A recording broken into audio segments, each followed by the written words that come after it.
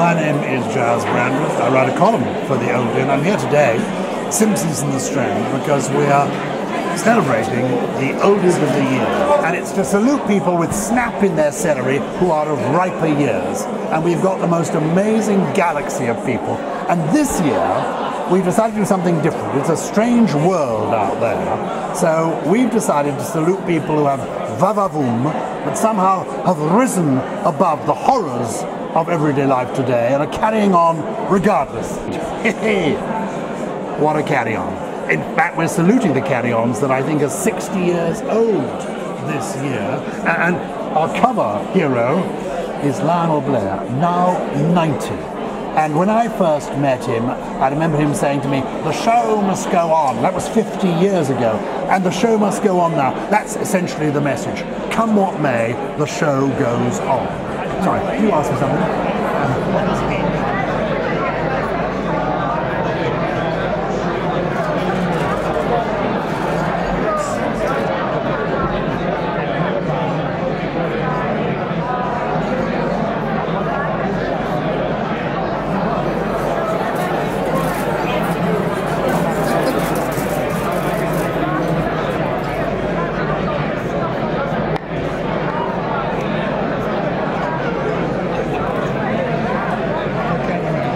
Oldie Awards were set up in 2001 by the Oldie magazine to celebrate those who, in the words of the founding editor of the Oldie, Richard Ingrams, still had snap in their celery at a great age, to salute people who, despite being in their 70s, 80s, 90s and beyond, were still doing absolutely fantastic things.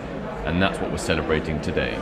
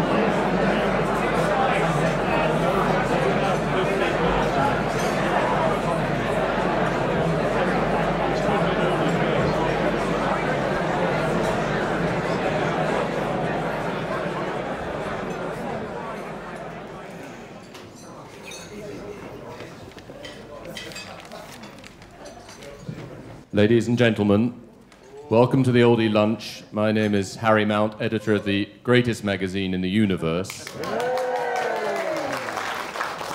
And we've got a tremendously distinguished set of winners this year, of the Oldies of the Year. But my job is to introduce the most distinguished MC of them all. When he was at Oxford, the late Christopher Hitchens called him Lord High Everything Else. I think he was probably mocking the great man, but actually it's all become true because our MC has done absolutely everything.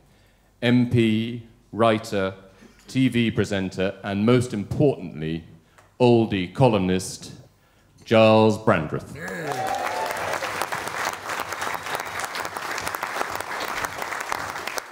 Thank you very much, Harry. Ladies, gentlemen, fellow admirers of the Duke of Edinburgh.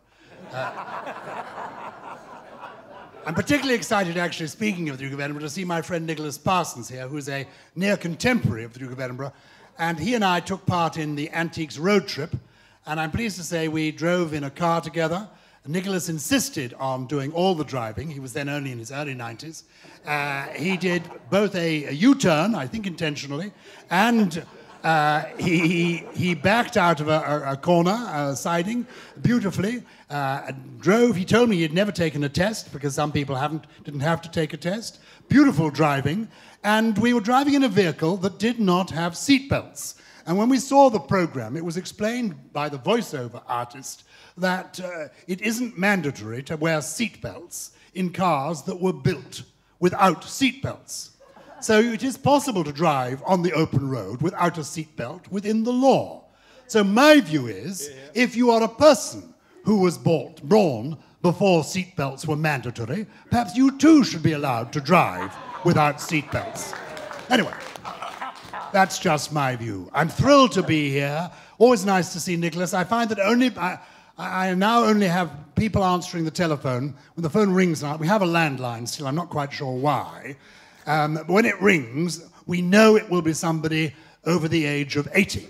And my wife says, oh, it's either going to be Barry Cryer or Nicholas. And it is often Nicholas, which is wonderful. So it's wonderful to see him here. It's wonderful to see so many distinguished people here.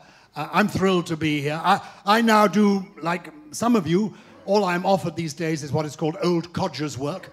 I wait by my phone hoping for the casting people from Love Island to call, but they don't.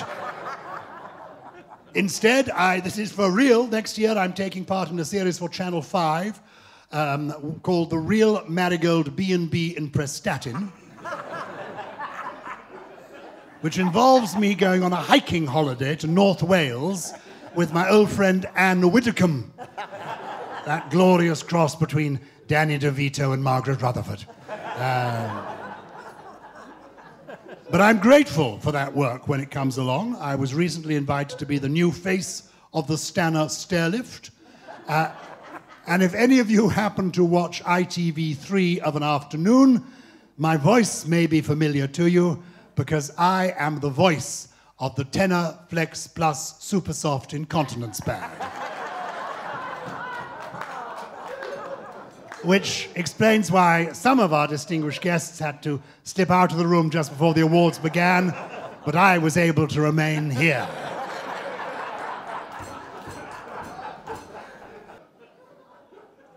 This is a special day. Leslie Brickus is 88 today. Germaine Greer is 80 today. Tony Blackburn is 76 today. Brilliant people, and none of them arrested.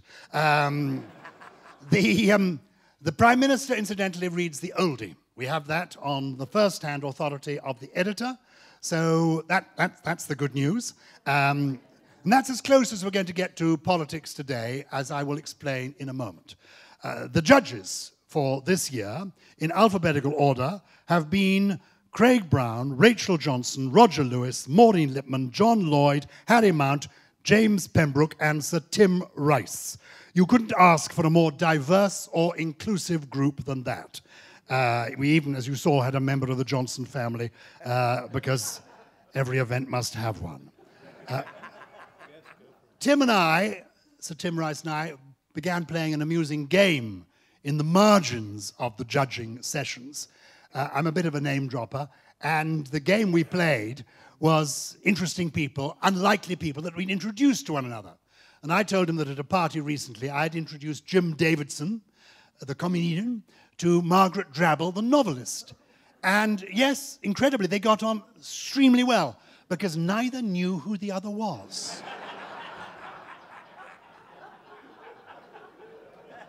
And I said to Tim, can you beat that?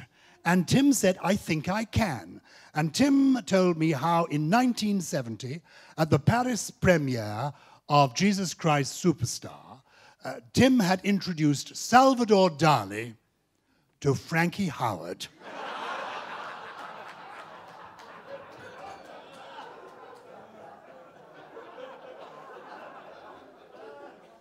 Given the current political situation, we wanted to honor the first of our awards, someone who has seen it all before and more. And so we wanted to look for what we felt was be the Philip May of yesteryear. We looked back and thought, well, has there been a time more troublesome than this? And we think we found the right person. the person who famously in 1957, living at number 10 Downing Street, said she felt the Suez Canal was flowing through her drawing room. She hoped to be here with us today with her friend Hugo Vickers, who is here, which is rather exciting, bringing the ghost of Queen Mary with him.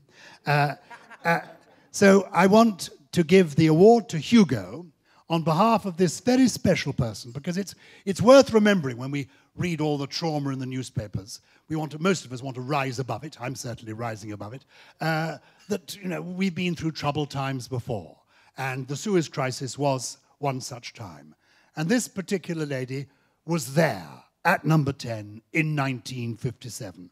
So this is an award for the oldie who has seen it all before and worse. She is coming up to her centenary. We wish her well. Would you please salute our very own Avon lady, Clarissa Avon, the oldie who has seen it all before and worse. Here we are. This is for you to take on to her. How splendid, ladies and gentlemen. Clarissa Avon is terribly sorry not to be able to come. She really hoped to, but unfortunately she has a slight chest infection, is in hospital at the moment. She has never been what I think is described as a FOMO, but I know that she will mind very much missing out on this occasion.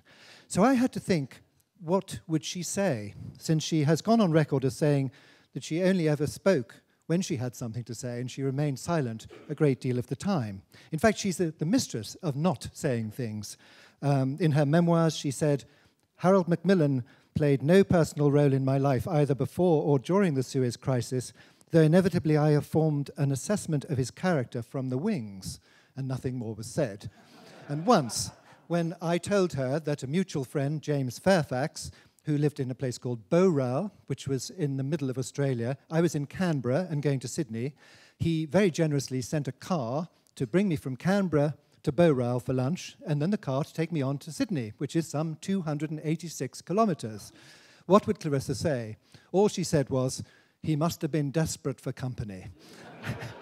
So I think on this occasion, she would have something to say. She would quite simply wish to say, "Thank you very much for this prestigious, enjoyable, unexpected, and most unusual award." Thank you.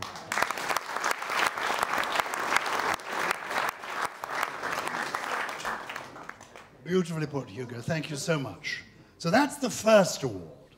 The second award, and all these awards are for people essentially who have simply brought joy into our lives. That's what we decided to salute this year. We sat around having lunch after lunch after lunch, brooding and dismissing most of the people whose names are on the list. And we thought, no, we want to just salute people who've given pleasure. And I, as somebody who has 3 children and 7 grandchildren and happens to live in Barnes, I thought, well, there's that wonderful author who lives down the road called Judith Kerr. And she is, I know, 95, and she had a book out this year. And I thought, my goodness, 95, a book out this year? It's extraordinary. The awards are for people who have snap in their celery, give delight and hurt not. And this is the woman who created for us The Tiger Who Came to Tea half a century ago. Yes, exactly. That deserves a round of applause. But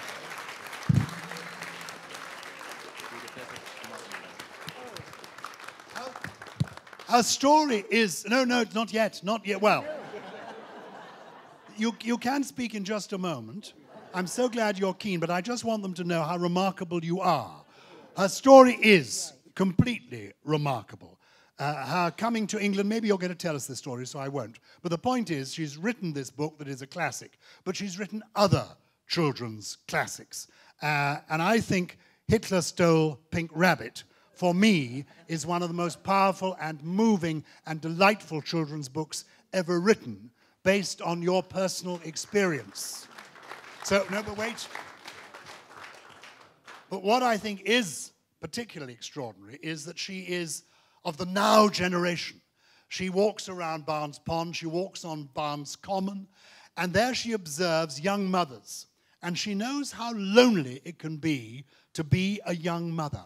And she sees these lonely young mothers fiddling with their mobile phones and sending texts and ignoring their little toddlers. And so her latest book is simply called, I think, Mummy. And it... Mummy time. Mummy time.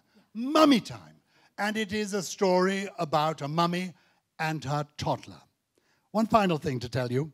This is from Valerie Grove, shared this with me because she is one of the most brilliant writers of our time, and she too features in the Oldie pages.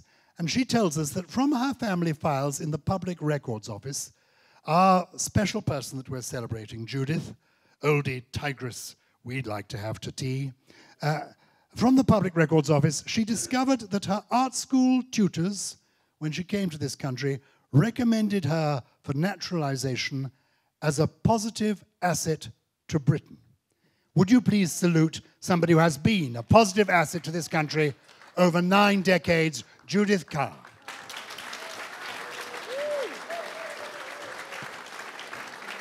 Thank you very much. Thank you so much. Well, that's one in the eye for Hitler, really, isn't it?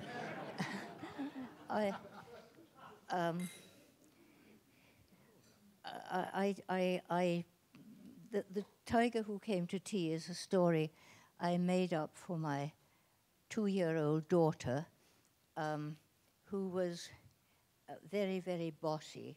I used to tell her all sorts of other stories as well, which I thought were perfectly good, but which she dismissed with the words, "Talk the tiger." And so when she and her brother were both at school, I thought I'd try to make it into a picture book. And I was very lucky that HarperCollins published it. And I've been working ever since, but frankly, it's been downhill ever since. But I'm still trying. And this is wonderful. And thank you very, very much. Thank you.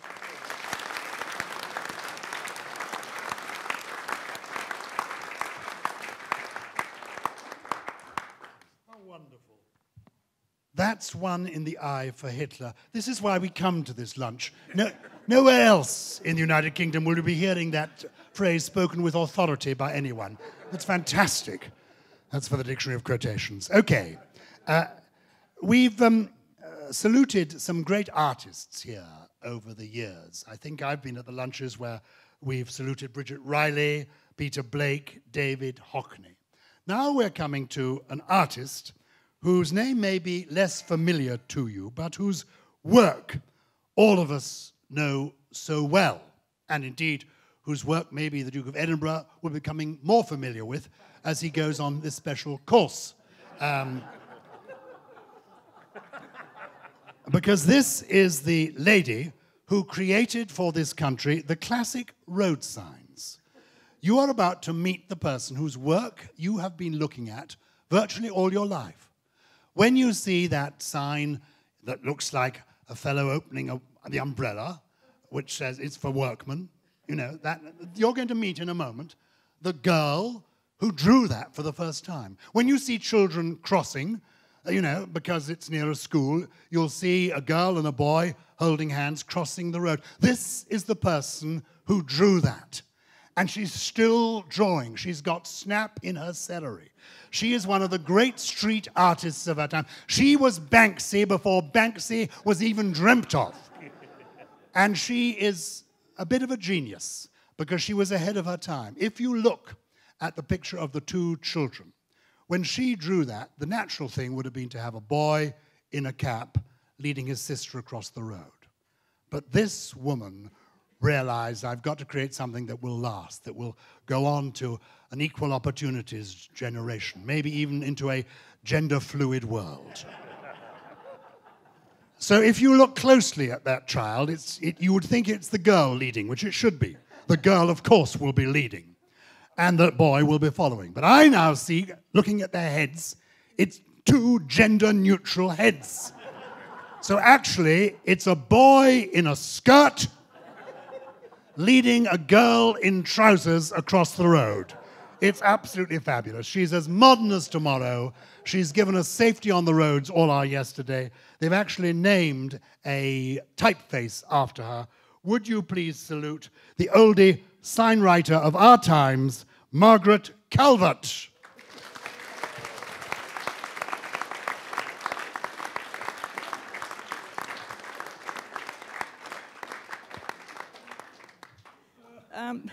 Well, obviously, I'm completely overwhelmed. This is an extraordinary event.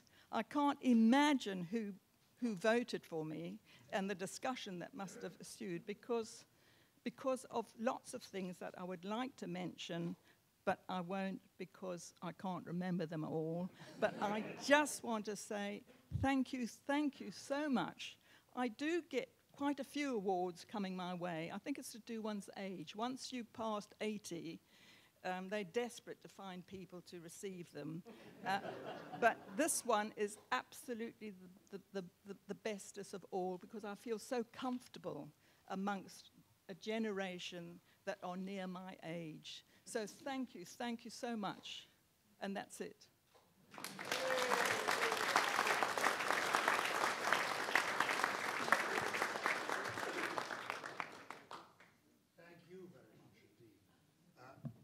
Now we come to the Oldie Oscars. We at the Oldie, we don't reckon the real Oscars, simply because Paddington 2 has been overlooked this year and last year, and was without question the best produced, directed, played, and most enjoyable film of either year, no question, in my view. And I'm liking Stan and Ollie too. Favorite, not my favorite, but anyway, it's neither here nor there. So we are having our own Oscars, and we want to salute two British film stars, both in films in the past year, in their 80s, and billed above the title. We'll begin, if we may, with our leading lady of the silver screen. And her credits, well, we'd be here till tea time if I ran through them, but they are just great. She has worked with everybody, from Joan Littlewood years ago, the Royal Shakespeare Company. I probably first saw her on television in The Rag Trade. She was in one of the Carry-Ons. She's a great musical star, cabaret, sister act. We met, I think, first in the 1980s through Kenneth Williams, and I then appeared with her on Just a Minute. But the point is, she has now been the lead in an extraordinary film called Edie, about a courageous woman, a bit cantankerous, a bit grumpy, who climbs a mountain, essentially. That's what the film is about. Billed above the title, an extraordinary film. And incidentally, not only was she the oldest British film star, female, billed above the title last year in a movie, she also did all her own stunts. She is, therefore, the oldest person ever to climb the 2,400-foot peak in Sutherland that was required for her to climb as this character. Would you please salute a beautiful human being and a wonderful actress and personality, Sheila Hancock. Thank you. Thank you. Thank you so much. Thank you. Oh, gosh, this is so odd. In what is laughingly known as my film career, I've only ever been a supporting player. I did once play a lead in the worst film ever seen. It was called Wild Cats at St. Trinian's. And it was obviously shown on some satellite channel because I got an email from somebody saying, Wild Cat at St. Trinian's, why? And I replied, the money. I do remember, actually, I played the headmistress. How could I dare? I mean, Alistair Sim, me. And I decided to play it Dutch. God knows why. And I remember taking this appalling script full of tits and bums to the Dutch embassy and asking them to help me with the accent. Can you believe that? But when Edie happened, I was sent this script. It's the most beautiful script and a wonderful part. And I thought, well, there's at least 10 people ahead of me that should have been asked to do this part. Anyway, I went to see the director and the producer, and they said, oh, it's wonderful that you want to do it. And I said, well, of course I want to do it. And as we were leaving, I said, of course you're going to do the climbing with screens and things, aren't you? And they went silent. So I said, are you seriously suggesting, I'm 83, I was then, are you seriously suggesting that I should climb this mountain? And they said, well, we were hoping you would. And then it was all clear. There was nobody of my age that could climb a bloody mountain. So here I am at 85 playing my first leading role because I can still walk around.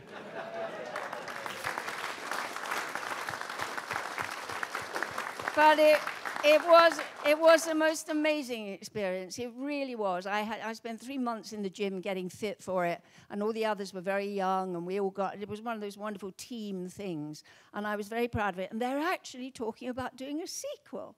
So there you go. God knows what they'll make me do in that one.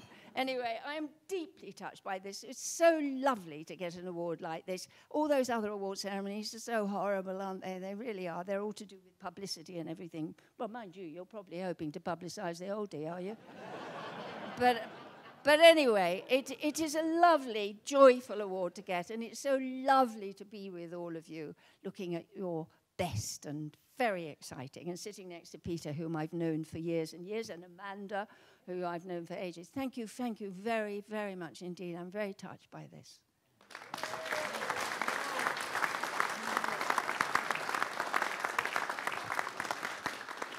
We want to see Edie too, we really do. Because, well, exactly. Paddington 2 was even better than Paddington 1. Edie 2 might be even better than Edie 1, which will be difficult, but how wonderful. So yes, you can climb Everest next. Fantastic. Okay. Now we have to have two, because it's like the Oscars, the Oldie Film Awards, and we're now going to the leading man. And again, it's another of these extraordinary careers. From Shakespeare at the Old Vic more than 60 years ago, 1956, to playing the Duke of Wellington on television this last year, to be shown this year. This time last year, he was playing the title role in The Exorcist, the only man in his 80s to be playing the title role, billed above the title in the West End. Today, this year, is the 40th anniversary of something that made him very famous indeed, the series To the Manor Born, which, now wait for this, if you work in television, it had more than 20 million viewers for every single one of its episodes. That was when people watched television, because it was definitely worth watching. At 82, above the title in the film Together, along with some fine actors as well, actresses Sylvia Sims and Amanda Barry, I know, would you please salute our leading man, our silver screen star of the year, our Oldie Award winner, Peter Bowles.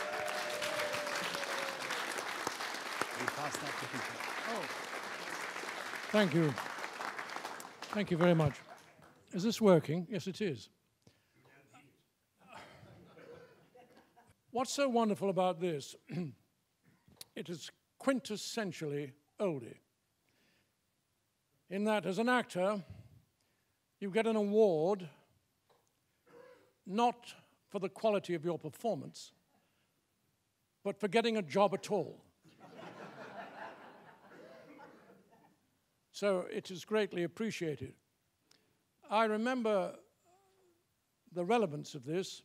I was doing a television series, and we had guest stars in each episode. And in this particular episode, the guest star, although it was for only one scene, fortunately with me, it was Sir John Mills, the great Oscar-winning film actor. He arrived, as he should, in a chauffeur-driven Bentley. We did the scene together, and after it was completed, he said to me, "Can I have a private word with you, Peter?" I said, "Yes, Sir John." He said, "Was I any good?" I said, "Sir John, it was a privilege to work with you." It was, "Yes, of course." He said, "I had to ask you." He said, "This is the first offer of any job I've had in 2 years." He was 82, the same age as I am today. Of course, Jack Palance made the famous thing about getting old and not being offered any work when he won his Oscar when he was at 74, I think.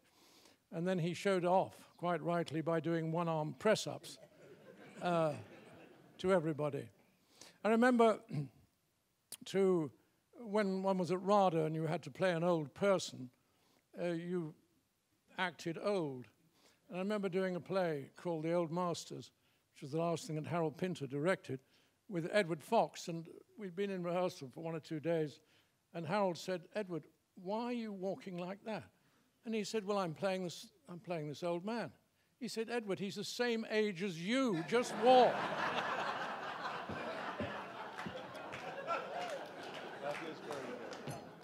That's the thing at my age. No acting is required at all. You just turn up and say the lines because you are the age. Anyway, thank you very much indeed. I really appreciate this. Thank you.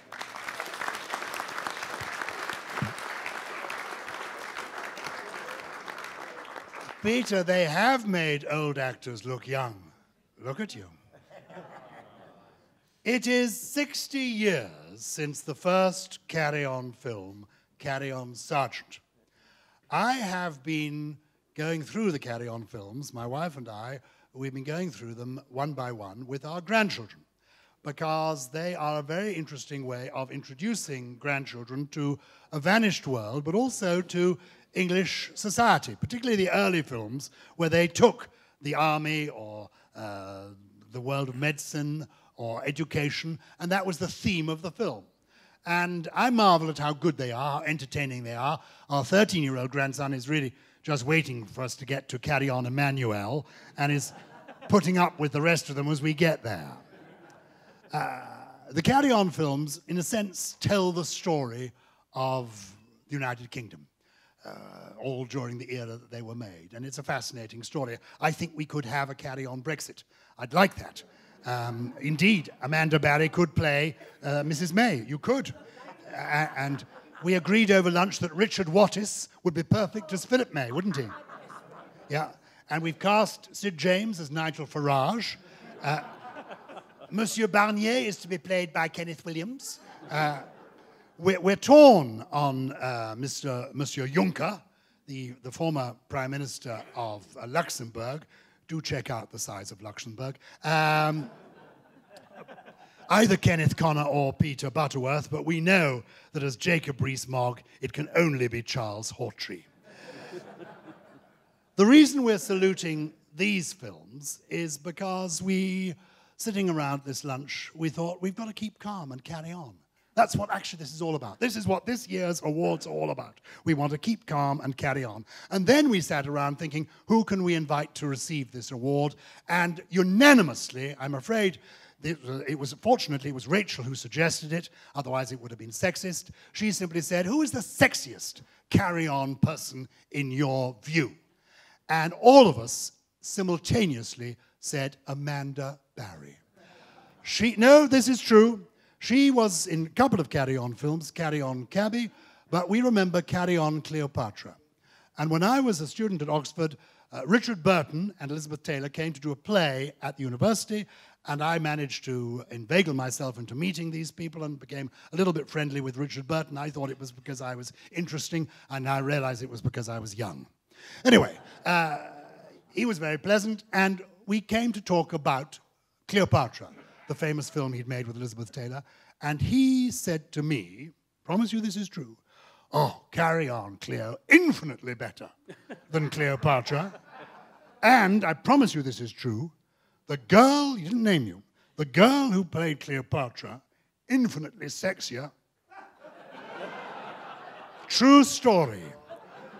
Would you please salute to receive this very special award, the Carry On, Keep Calm and Carry On Award, Amanda Barry, for you and all in the Carry On team. Oh, thank you, darling. Thank you. I can only say, I think that Richard Burton should have gone to Specsavers. Listen, I love to have an award. At my age, it's wonderful. The last award I was nominated for, that I didn't get, was I was nominated for Best Actress Exit in a Soap. And I was beaten by the Yorkshire Terrier that died on Emmerdale. So this is indeed an enormous privilege. Thank you so much. And I mean that. I mean, actually, even when you're in the sort of twilight of a mediocre career, once you pass 80, it's wonderful, actually. I mean, let's face it, the first 80 years are the hardest. After that, it's a duddle, darling. And once you pass 80, it's this wonderful stage you go through when whatever you do, people say, wasn't she marvellous? Isn't she wonderful? She can still use a knife and fork.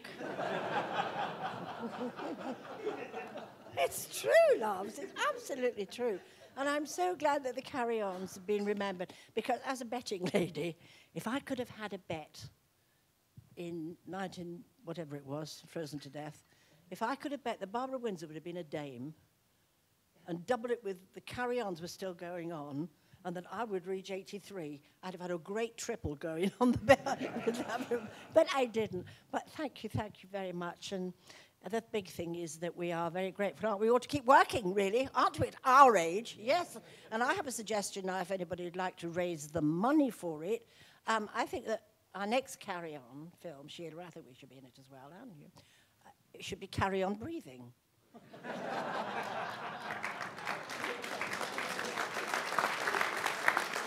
Thank you. Thank you very much. Thank you, Mr. Brandreth. Thank you. Bless you all. Keep going. Bless you. And all Carry On people. Nicholas Parsons, of course, was in one Carry On film, Carry On Regardless. He was more of a Bolting Brothers team. Sheila was in one Carry On, as she mentioned. You were in two. You were in two, were you? And Carry On Doctor as well. Very good. Sorry. Let's read the credits more carefully. It's wonderful to be sort of absolutely razor's edge, as it should be. Our final award. We've got to our final award now. And well done also, if I may say so, another quote for the year. The first 80 years are the hardest. It's going to be on my screensaver. Our final award. Basically, we thought, what does the world need now? And then we thought of this fellow who's been on television a lot last year and the year before in these marigold-type shows, not about gloves, but about going to India. He's 90. But he has such va-va-voom. The award is for having snap in your celery. I first became familiar with him about 50 years ago, when I knew, in fact, it was the occasion when I first met Nicholas Parsons. I went to a party hosted by Fanny Craddock. Young people don't know who Fanny Craddock is, but she was the Mary Berry of her day. In fact, Fanny Craddock was really more of a cross between Mary Berry and Jeremy Clarkson. I know. Because she didn't quite have the finesse and the delicacy that Mary has. But she was splendid. And she was a household name. And I remember, the year was 1968, and I remember the joke of the year. It concerned two people. One was Fanny Craddock, and the other was Lionel Blair, who I'm going to introduce you to in a moment. And the joke was like this. This is the film where the big film of that year was Butch Cassidy and the Sundance Kid. And the big joke of that year was, imagine Fanny Craddock and Lionel Blair in a remake called Butch Casserole and the One Dance Kid.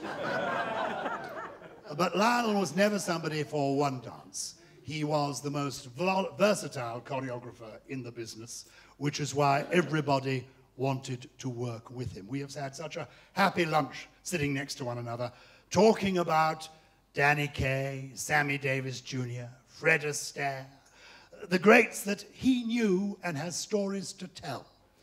And I remembered Fred Astaire being so important to him, not only because he liked Fred Astaire, was a great dancer, and he, like Fred Astaire, had a sister who was also a dancer, but because when I last did Give Us a Clue back in the 1980s, and Lionel, as you remember, was one of the mainstays of it, It was on the day that Fred Astaire died, and the news came onto the floor of the studio, and Lionel, being quite an emotional person, touchy-feely, he's still doing that, still hasn't been arrested, it's extraordinary. He was moved, because if you are a dancer, Fred Astaire was everything. Still is everything. Still is. Still look at those clips, he is extraordinary. And understandably, Lionel was moved to tears. We stopped the filming, and he went to his dressing room, and Michael Parkinson made a few jokes, and it shouldn't take long, and the floor manager went and got Lionel to come back, and he returned, looking brighter than ever. Sometimes people think that he is actually Tony Blair's dad. It's not so. They just sometimes wear similar makeup. But he came with a little touch more pancake around the puffy eyes. And he said, "I'm so sorry, darlings, the show must go on." And that, when I told that story to this group at the lunch, they said, "That's who we want. Someone with va-va-voom, someone who at 90 still has snap in their celery, someone who realizes that whatever the world throws at us, the show must go on." Would you please salute our wonderful man with snap in his celery, Mr. Va-va-voom himself, in his 10th decade, the 90-year-old man with flair, the only man in this room who has given his name to the English dictionary because it's Cockney rhyming slang for flares. Are you wearing your Lionel Blairs? It's our winner of the Lionel d'Or himself, Mr. Lionel Blair.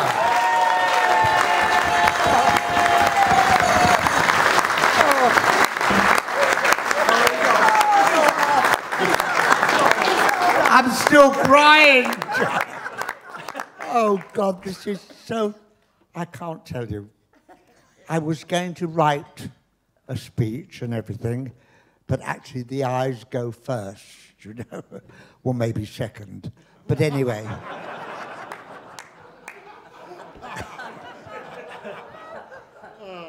This is such a thrill, I cannot tell you. When I got the news that this was happening, excuse me, I just couldn't believe it. But having been in the business as long as I have and everything, do you know, my sister and I used to leave school, and my mother would meet us from school and take us to Manor House Tube Station, and that's where we would shelter during the war, at the beginning of the war. And there was always somebody that played an accordion or something, and Joyce and I would entertain the shelterers there. And other stations had heard about it, and they said we'd love them to come and entertain us. So Joyce and I entertained at different stations during the war. So my first tour was the Piccadilly line. But to have this wonderful, and to be with such distinguished, wonderful people. I was pantomime. Nicholas was in one of my pantomimes. 2 of my pantomimes, that's right.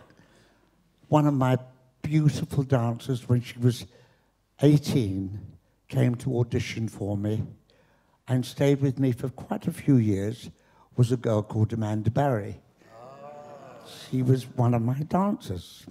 In fact, one of my dancers is my agent now, Jenny Dunster, and I'm just so thrilled. And when you were talking about people that are, you know, like Jim Davidson met, who was it? Anne Widdecombe or something? That's right. Margaret Drummond. Or Margaret Drummond. You know, I took over, and I believe had also been an oldie. Terry Wogan did a program for, and they said, he's going to leave for a week, will you take over? And I said, yeah, what was his name? Chris Evans, that's right. Yes. How soon you forget. Yes. And Chris Evans, Danny Baker and I were sitting having lunch after one of the programs and talking about who was the most famous people you'd met. Well, when I was a boy dancer, I did a film called King's Rhapsody with Dame Anne and Eagle. And we had to go to Spain, to Barcelona, to rehearse because the choreographer was an American. And when we got to England, he could only work here for 10 days. And I got very friendly with Errol Flynn's wife, Patrice, who was in the film. And we got very friendly.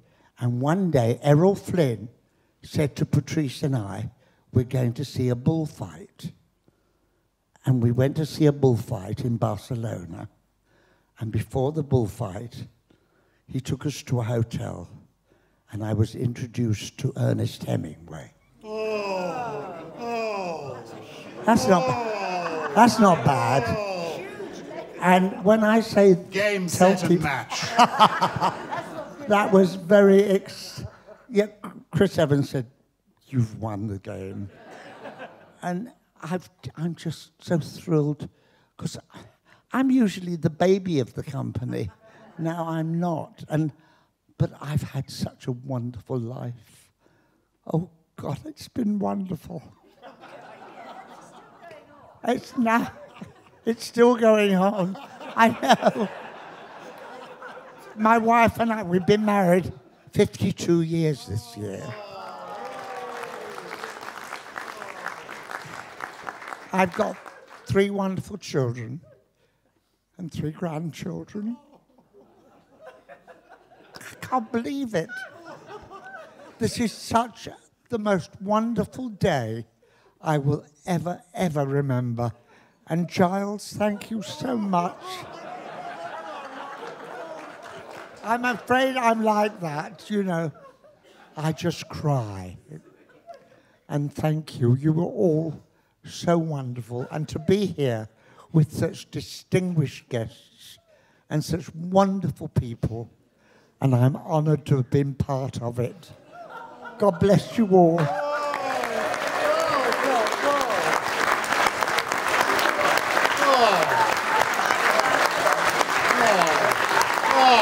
Exactly. This, you can see, this is what the world needs now. How wonderful. Ladies and gentlemen, we thank Bailey Gifford for their marvellous sponsorship. We thank all of you for being here. Lionel Blair will make himself available on the stairs. You may dry his tears and shake his hand. You will be shaking the hand of a man who shook the hand of Ernest Hemingway and could have bettered Errol Flynn. Yay!